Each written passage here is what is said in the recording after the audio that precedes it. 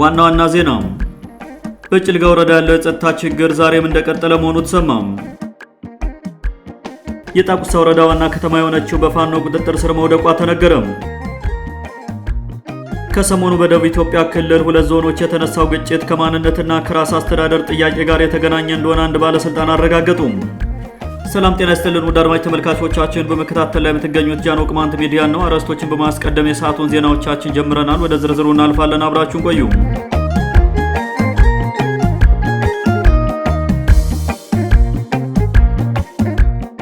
በጭልጋ ወረዳ ያለው የጸጥታ ችግር ዛሬም እንደቀጠለ መሆኑ ተሰማ። በጭልጋ ወረዳ ያለው የጸጥታ ችግር ዛሬም በሰዎች ግድያና የእርስ በርስ ግጭት ታጅቦ መቀጠሉን ነዋሪዎች ለጃኖ ቅማንት ሚዲያ ገልጸዋል። የጸጥታ ኃይሉ ባይከል ከተማ በጠራራ ፀሐይ የፈለገውን ሰው ገድሎ መሄድም እየተለመደ መምጣቱን ነው የከተማው ነዋሪዎች ለጃኖ ቅማንት ሚዲያ የተናገሩት። በአንዳንድ የገጠር አካባቢዎችም የእርስ በርስ ግድያዎችና ግጭቶች መኖራቸው ሰምተዋል። ሰሞኑን በወረዳው የሚንቀሳቀሱ ሽፍቶች ከወረዳው የጸጥታ ኃይል ጋር 2 ቀን የጨረሰ ውጊያ ማድረጋቸውን የዋሊደባ ቀበሌ ነዋሪዎች ገልጸዋል። ትላንት ሰኞ የካቲት 9 ቀን 2018 ዓ.ም ከኳቤር ሎምዬ ቀበሌ ተፈናቅሎ ባይከል ከተማ የሚኖር አቶ አታላይ ሙላት የሚባል ሰው መሃል አራዳ ላይ ያለምንም ጥፋት በጸጥታ ኃይሉ መገደሉን የመረጃ ምንጮቻችን ተናግረዋል። አቶ አታላይ ሙላቴ በባጃጅ እየተጓዘ በነበረበት ወቅት የወረዳው ጸጥታ ኃይል አስቁሞ ከባጃጁ ካስወረደው በኋላም በጥይት ደብድቦ እንደገደለውና በአካባቢው የነበረ ፖሊስና ሌላ የጸጥታ ኃይል እያየ ዝም ማለቱ ታውቋል። በአሁኑ ሰዓት እናቷ አዛናው አደባና ወርቁ ጎሽ ያደራጁት የጸጥታ ኃይል ከ1500 በላይ ቁጥር እንዳለው የሚናገሩት የከተማው ነዋሪዎች የጸጥታ ኃይሉ እንደፈለገ እንዲገድል ፈቃድ ተሰጥቶት ህብረተሰቡን እያሸበረ ነው ብለዋል። ባይከል ከተማ በዚህ መልኩ በየጊዜው የሚገደሉ ንጹሃን ዜጎች ቁጥር እየተበራከተ መምጣቱን የመረጃ ምንጮቻችን ገልጸዋል። በሌላ በኩል በወረዳው ዋሊደባ ቀበሌ በጸጥታ ኃይሉና በተወሰኑ ሽፍቶች መካከል ለረጅም ሰዓት የዘለቀ ውጊያ መደረጉም ተሰምቷል። ምህረት ያልገቡ ሽፍቶች ናቸው የተባሉ የተወሰኑ ጠበንጃ አንጋቾች በዋሊደባ ቀበሌ መሀልጌና አምባጌ ጎጦች ከመንግስት ታጣቂዎች ጋር ውጊያ ማድረጋቸውን የገለጹልን ምንጮች ውጊያው ከባለፈው እሁድ ማታ እስከ ትላንት 7 ሰዓት ድረስ መዝለቁን ተናግረዋል። የጸጥታ ኃይሉ ከህዝብ በደረሰው ጥቆማ መሰረት ወደ ቦታው በመሄድ ታጣቂዎችን ከበባ ውስጥ አስገብቶ ውጊያ ቢከፍትም ለ19 ሰዓታት የዘለቀ ተኩስ ተደርጎ በመጨረሻ ሽፍቶች አምልጠዋል ተብሏል። አንዳንድ ተባራሪ መረጃዎች ለረጅም ሰዓታት ታፍነው ሲዋጉ የነበሩት ሽፍቶች ውጊያውን ይመሩት ከነበሩት የሚሊሻ የደህንነትና የፖሊስ አዛዦች ጋር በስልክ በመደራደር 400 ሺህ ብር ከፍለው ነው እንዲያመልጡ የተደረጉት ሲሉ ገልጸዋል። በጸጥታ ኃይሉ ከበባ ውስጥ ገብተው የነበሩት ሽፍቶች ቁጥር 6 መሆኑን የነገሩን የቀበሌው ነዋሪዎች በተፈጠረው ግጭት የቀበሌው ማህበረሰብ ከፍተኛ ችግር ላይ ወድቆ መሰንበቱን አመላክተዋል። ከቅርብ ጊዜ ወዲህ ከአካባቢው ጠፍተው ወደ ሌላ የሀገሪቱ አካባቢዎች ሸፍተው የነበሩ ሽፍቶችና ዘራፊዎች ቀስ በቀስ ወደ ቀጠናው እየተመለሱ በመሆኑ ህብረተሰቡ ለከባድ ስጋት ተዳርጓል ተብሏል። በወረዳው ዛሬም ግድያ፣ ዝርፊያ፣ ስርቆትና የሰብአዊ መብት ጥሰቶች ተጠናክረው መቀጠላቸው ቢታወቅም የወረዳው የጸጥታ ኃይል ለዚህ ግባ የሚባል ሰላም የማስከበር ተግባር አይሰራም ተብሏል።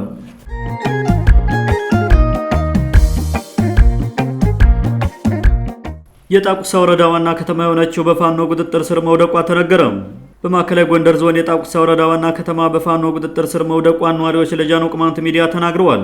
ከተማዋ በፋኖ ቁጥጥር ስር የወደቀችው ትላንት የካቲት 9 ቀን 2018 ዓ.ም መሆኑን የሚናገሩት ነዋሪዎች ከተማዋን ለመያዝ ከመንግስት ታጣቂዎች ጋር ውጊያዎች እንደተካሄዱም ገልጸዋል። የወረዳው አስተዳደር ምክር ቤት ትላንት ከተማዋ በፋኖ ቁጥጥር ስር መዋሏን ተከትሎ መግለጫ ማውጣቱን የወረዳው ኮሚኒኬሽን ጽህፈት ቤት ዘግቧል።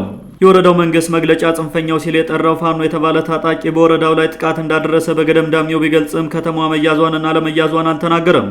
የጣቁሳ ወረዳ ያወጣው ራሱን የማይገልጽ መግለጫ ደብረ ታቦርን ጨምሮ በርካታ የወረዳ ከተሞች በፋኖ ሲያዙ ከወጡት መግለጫዎች ጋር ተመሳሳይ የሆነ ብስጭትና መሽኮርመም የተስተዋለበት ነው። በቀጠናው ሰሞኑን ከጸጥታ ኃይሉ ጋር በተለያዩ አካባቢዎች ውጊያዎች ሲደረጉ መሰንበታቸውን ተከትሎም አንዳንድ የመንግስት የማህበራዊ ሚዲያ ተጠቃሚዎች ፋኖ ላይ ትልቅ ጉዳት መድረሱን ሲዘግቡ ቢቆዩም ከትላንት ጀምሮ ደልጊ ከተማ ለፋኖ እጅ መስጠቷ ተረጋግጧል። በጣቁሳና አላፋ አካባቢዎች የፋኖ ጥቃት ተመልሶ የመጣው የመከላከያ ሰራዊቱ ቀጠናውን ለቆ ከወጣበት ዕለት ጀምሮ መሆኑን የሚናገሩ የአካባቢው ነዋሪዎች የጣቁሳ ወረዳ ታጣቂዎች የቻሉትን ያክል ለመዋጋት ቢሞክሩም ጥቃቱን መመከት አልቻሉም ብለዋል። አንዳንድ የውስጥ የመረጃ ምንጮቻችን እንደሚያመላክቱት ከሆነ የወረዳው ባለስልጣናት ከፋኖ ጋር ታጣቂዎቻቸውን የሚያታኩሱት ሳይዋጉ ለቀቁ በሚል ባለቆቻቸው እንዳይነቀፉ እንጂ በጭራሽ መዋጋት እንደማይፈልጉ ታውቋል። የፋኖ ታጣቂው ከተማዋን ለመቆጣጠር ባደረጋቸው ውጊያዎች እስካሁን በሰውና በንብረት ላይ የደረሰውን ጉዳት በተመለከተ የታወቀ ነገር የለም። በሌላ ዜና የወረዳው መንግስት ታጣቂዎች ከተማዋን ላለማስያዝ ከፍተኛ ውጊያ አድርገው ከአቅማቸው በላይ በመሆኑ ነው የሸሹት ሲሉ አንዳንድ የመንግስት ካድሬዎች ስለ ውጊያው ተናግረዋል። ይህን የደልጌ ከተማን በፋኖ ቁጥጥር ስር መውደቅ ተከትሎ የአለፋና የምዕራብ ደንቢያ ወረዳዎችም ከፍተኛ ስጋት ላይ መውደቃቸው ተሰምቷል። መንግስት በክልሉ ተሰማርቶ ከነበረው የመከላከያ ሰራዊት መካከል ከ80 በመቶ በላይ የሚሆነውን ወደ ሰሜንና ምዕራብ የሀገሪቱ ጠረፋማ ክፍሎች መውሰዱን ተከትሎም የፋኖ ታጣቂ ከተደበቀበት ወጥቶ በርካታ ወረዳዎችን እየያዘ መሆኑን በተመለከተ ስንዘገብ መቆየታችን አይዘነጋም። የብልጽግና መንግስት በበኩሉ በአማራ ክልል አሁን እየተስተዋለ ያለውን የጸጥታ ችግር በተመለከተ በግልጽ የሰጠው መግለጫ የለም። የክልሉ መንግስት ኮሚኒኬሽን እና በስሩ የሚተዳደሩ ሚዲያዎችን በክልሉ ምንም የተፈጠረ ነገር እንደሌለ ለማሳየት ከመጣር ባሻገር አሁን ክልሉ እያስተናገደው ያለውን የጸጥታ ችግር በይፋ ከመዘገብ ታቅበዋል። በአማራ ክልል አሁን እየተፈጠረ ያለው የፋኖ ጥቃት ካልተገታ መንግስት በቀጣይ ለማድረግ ያቀደው ምርጫ በክልሉ ሊደናቀፍ እንደሚችል የሚገልጹ ወገኖች በበኩላቸው ብልጽግና ከሻዕቢያና ከህወሓት ጋር ለሚያደርገው ጫፍ የደረሰ ጦርነትም ከፍተኛ እንቅፋት ሊፈጥርበት እንደሚችል ተናግረዋል።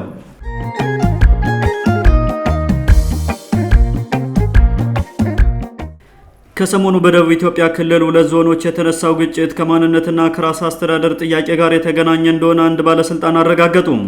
በደቡብ ኢትዮጵያ ክልል በጋሞና ጋርዱላ ዞኖች ከዚህ በፊት በነበረው ግጭት ምክንያት አካባቢው በመከላከያ ሰራዊት ቁጥጥር ስር የነበር ሲሆን ከሰሞኑ መከላከያ ሰራዊት ለቆ መውጣቱን ተከትሎ ግጭቱ ማገርሸቱና በሰውና በንብረት ላይ ጉዳት መድረሱ ታውቋል።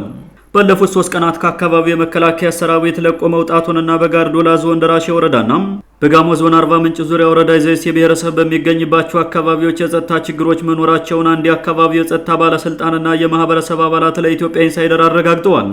በጋሞ ዞን ስር የሚገኘው የዘይሴ ብሔረሰብ ከዚህ ቀደም ራሴን በራሴ ማስተዳደር አለብኝ በሚል ጥያቄ አንስቶ ከዞኑ የመንግስት መዋቅር ጋር ግጭት ውስጥ ገብቶ እንደነበርና ብዙ ጥፋትም እንደተፈጸመ ይታወቃል። ለኢትዮጵያ ኢንሳይደር መረጃ የሰጡት በክልሉ ሰላምና ጸጥታ ቢሮ ውስጥ የሚሰሩት ኃላፊም ግጭት በነበረባቸው አካባቢዎች የነበረው የመከላከያ ሰራዊት በሰሜን ኢትዮጵያ ካለው ሁኔታ ጋር በተያያዘ ካለፈው እሁድ ጀምሮ ለቆ መውጣቱንና እንደገና ግጭቱ ማገርሸቱን አረጋግጠዋል።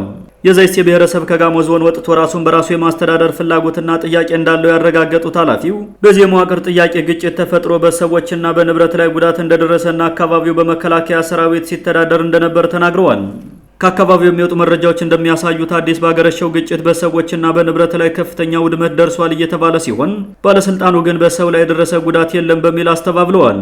መከላከያ ለቆ መውጣቱን ተከትሎ የክልሉ አድማ ብተናና የዞኑ ፖሊስ ወደ አካባቢው የገባ ሲሆን ህዝቡን በክልሉና በዞኑ ባለስልጣናት የሚታዘዘው አድማ ብተናና የዞኑ የጸጥታ ኃይል ዘር ተኮር ጥቃት ይፈጽምብናል በሚል ቅሬታ ያቀርባል። የጋርዱላ ዞን ከሌሎች የዞኑ አካባቢዎች በሚዋሰንበት አካባቢ እንዲሁም በጋሞ ዞን ስር የሚገኘው የዘይሴ ብሔረሰብ የሚያነሱት የመዋቅር ጥያቄ እንዳለ ያረጋገጡት የክልሉ ሰላምና ጸጥታ ቢሮ ኃላፊም ይህን ጥያቄ የሚያነሱ አካላት የመንግስት ደጋፊ ናቸው ያሏቸውን ነዋሪዎች ቤት ንብረታቸውን አቃጥለዋል ሲሉ ክስ አቅርበዋል። በአንጻሩ በአካባቢው ራስን በራስ የማስተዳደር ጥያቄ የሚያነሱ ህዝቦች የክልሉ መንግስትና የዞኑ ባለስልጣናት ብሔር ተኮር ጥቃትና በደል እየፈጸሙብን ነው በሚል ተደጋጋሚ ጥያቄ ያነሳሉ። የግጭቱ መንስኤ ራስን በራስ የማስተዳደር ህገ መንግስታዊ ጥያቄ በመነሳቱ መሆኑን ያመኑበት የክልሉ ሰላምና ጸጥታ ቢሮ ኃላፊም መንግስት ችግሩን እያወቀ ለምን መፍታትና ዘላቂ ሰላም እንዲመጣ ማድረግ እንዳልቻለ አልተናገሩም። ዘገይቶ በደረሰን መረጃ በጋሞ ዞን አርባ ምንጭ ዙሪያ ወረዳ የዘይሴ ብሔረሰብ በሚገኝባቸው 2 ቀበሌዎች በተፈጸመው ጥቃት ከ15 በላይ የሚሆኑ ንጹሃን ዜጎች ህይወታቸውን እንዳጡ ተመላክቷል። ውድ አድማጮቻችን ለዛሬ የነበሩን ዘገባዎችን ይመስሉ ነበር። መልካም ጊዜ ይሁንላችሁ።